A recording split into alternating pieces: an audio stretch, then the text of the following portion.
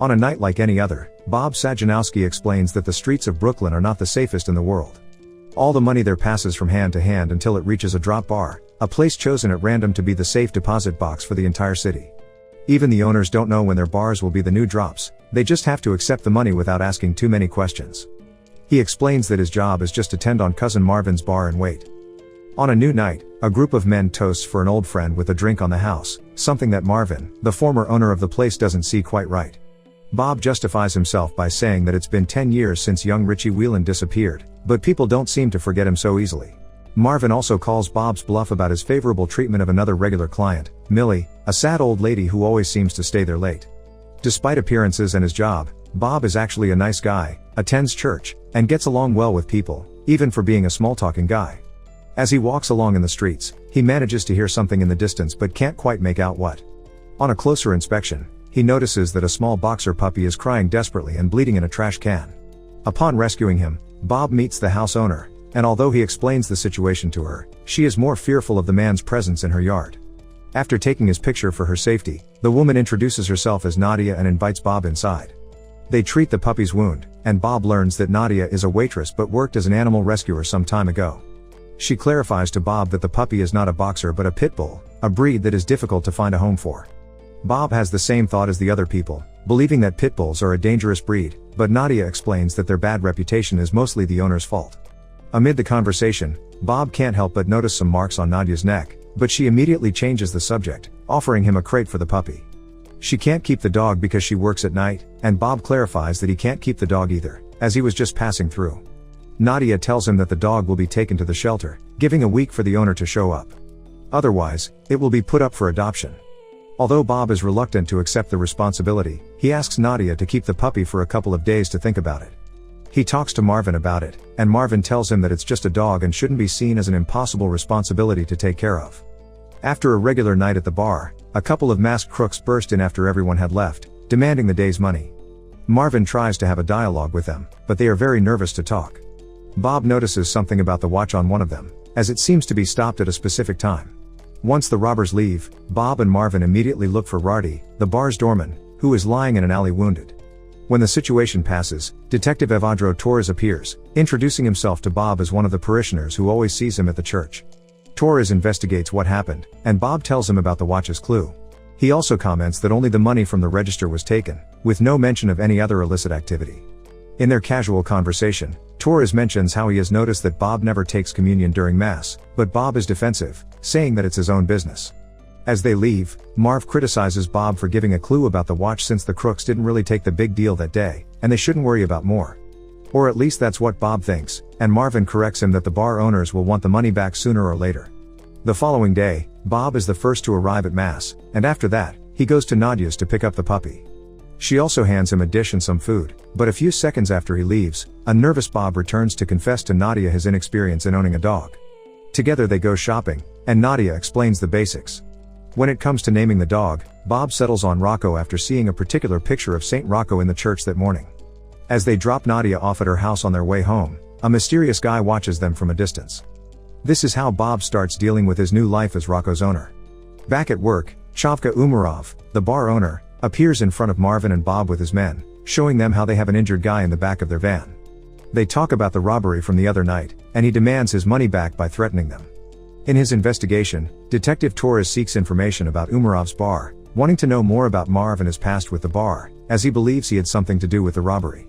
Marvin is nervous at home, and after leaving, he encounters one of the masked robbers, revealing that it was all a plan he orchestrated.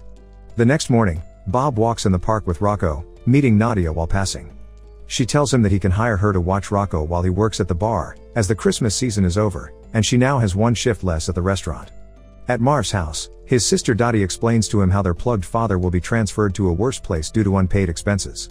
While she mentions unplugging him, Marv insists on keeping him alive, confident in his plan to rob the bar. The relationship between Bob and Nadia improves thanks to Rocco, but when she leaves the park, the mysterious guy returns, praising the dog, something Bob takes with caution. Sometime later, the same guy shows up at Bob's door, asking about Rocco. Bob tells him that the dog now belongs to him, and the guy leaves, but not before grabbing an umbrella and threatening him. On an outing with Nadia, she comments on how Bob is the only one who doesn't ask about her bruises, and he responds by saying that it's none of his business. She confesses to having hurt herself with a potato peeler during one of her relapses. The outing ends abruptly when a waitress asks them to leave because of Rocco. Marv tells Bob about his nervousness about the Umarov affair, feeling that he is being spied on, and Bob mentions the guy looking for his dog. Going out to fix some trash cans, Bob comes across a bag full of money and an arm in it, believing it to be the same money stolen the other night, as it has the same stopwatch on its wrist.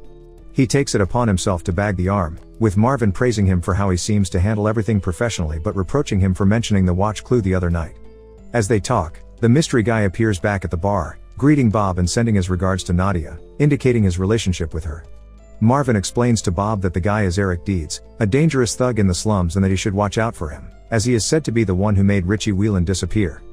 Bob takes care of the arm, throwing it into the sea while playing with Rocco, but right after that, Detective Torres appears, telling him that they are still investigating the robbery. He mentions Eric Deeds and how he used to work at the bar, but Bob denies everything. He then goes to Nadia's to drop Rocco off. He mentions Eric Deeds, starting a small argument with her that concludes with Nadia leaving in a huff. After telling Marvin about this mishap, Umarov shows up at the bar. Bob offers him a drink and the money, which he accepts and comments on how the next drop job is during the Super Bowl night. Bob stops by to pick up Rocco, and Nadia apologizes for her attitude.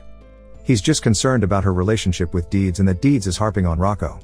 Nadia confesses that Deeds used to be her boyfriend, but after a while, their relationship became complicated, so they split up. Bob doesn't judge her and says neither he nor Rocco blame her for anything. She asks him about his relationship with the bar, and Bob tells her that Marvin is actually his real cousin, so they've known each other for a long time. Bob used to be in a crew before, which managed to make a buck back in the old days, but he gave up that life, and now he just hangs out at the bar. In parallel, Marv is looking for Fitz, one of the accomplices in the robbery, who tells Marv about his brother's disappearance. Marv tells him about the Super Bowl job, but Fitz prefers to keep his distance. Before leaving him, Marv asks to close the car's trunk, but when Fitz does so, Marv runs him over from behind, leaving the crime scene in a new car. Bob leaves Nadia at her house, and when he returns, he finds the umbrella that Deeds took a few days ago in Rocco's cage. Marv meets Deeds in a coffee shop and tries to have a dialogue with him. Apparently, Deeds doesn't like the idea of Bob feeling superior with his dog, so Marvin offers him a solution to their problem. Detective Torres manages to get his hands on Deeds' file and is curious by what he reads, knowing something else about his story. Bob goes to Deeds' house, and Deeds tells him he will let all go if he gives him 10 grand the next day. If he doesn't, he'll go to the police and have his dog back to torture it at his pleasure. Bob then visits Marv and explains that they will have temporary employees for the Super Bowl night. Bob tells him about his suspicions regarding the robbery and how Marv had something to do with it, but Marv gets angry and asks him to leave. Instead of going with Bob for the money, the next morning Deeds breaks into Nadia's house and forces her to go on a date that night, much to her dismay. That night at the bar, the customers arrive as Bob keeps nervously attending to them and tending to Umarov's dirty jobs. Everything seems to get worse when out of nowhere, Nadia appears accompanied by Deeds. Bob talks to the guy and asks him why he's there with Nadia and why he didn't look for the money in the morning. Deeds doesn't give many answers and talks to Marv on the phone, who tells him not to do anything rash. Instead, when the bar closes, Deeds is left alone with Nadia and Bob, who gives him the money but, not pleased enough, he asks to check the safe in just 4 minutes. He threatens to hurt Nadia and asks to see Marv. Bob tells him about how Marv used to be a crook and a gambling lover years ago. Then, one day a guy came into the bar and left with a debt. The kid went to Atlantic City, where he managed to get his hands on 22 grand, managing to pay Marv back. However, they had to get rid of the kid for safety's sake, who they now saw as a business opportunity. Bob took matters into his own hands, disposing of the boy almost inhumanely. The boy was Richie Whelan, who Deeds was framed for his disappearance years earlier. While Deeds admits that it was him who took care of Richie, Bob quickly draws and shoots Deeds twice, fulminating him instantly, revealing his cold and heartless nature to Nadia. After that, Bob starts insulting Deeds, with Nadia making him understand what just happened. She asks to leave, and Bob promises her that no one else will ever hurt her again. The girl leaves, promising that she won't say anything about what she saw, but Bob is sure of it. He tells her that he's not like those people around him despite everything. As they leave, Marv is seen outside the bar, keeping an eye on everything. Deeds' phone starts ringing, and Bob answers, having his suspicions. Marv is on the other end of the line, but they are both mute to the call. Bob begins preparations to dispose of Deeds' body, then pays a visit to Umarov and his men along with Rocco. Umarov talks to him about how he spoke to Marv so that Bob would now own the bar, while it is revealed how one of his goons disposes of Marv from a distance. It would now be Bob's bar, and everything would be even as long as he put Umarov's money aside. Bob feels lonelier than ever, and Umarov leaves him. Now as the new owner, Bob takes over the place, reflecting on how perhaps the devil does not exist, and upon leaving the world, God simply says, "You can't come in, please go away." The next day, Detective Torres goes to the bar to pay his condolences to Bob, who claims that Marv's deal was a carjacking, but Torres sees it more as an execution. He redirects the conversation to Deeds, who they mention seeing him at the bar the night before. Bob tells he didn't notice anything unusual because it was Super Bowl night, and the detective explains that like Richie Whelan, Deeds disappeared without a trace. Torres is confused about all these disappearances, and Bob keeps himself in line, pretending not to have seen anything. He just claims that this is how things happen on those streets and that, in any case, Deeds might even turn up soon, even if it's in an insane asylum. Torres tells him that in fact the night Whelan disappeared, Deeds was in an asylum, so the stories don't match. Deeds claimed the story believing it would give him street cred, but the truth is that they never found the culprit. Before leaving, Torres confesses his suspicions to Bob, who no longer feels safe about it. Bob takes Rocco for a walk to Nadia, to whom he offers to never hear from him again just by saying so. Instead, she goes to get her jacket, with Bob and Rocco excitedly waiting for her outside. Make sure to subscribe and turn on notifications so you can watch more videos like this. Thanks for watching.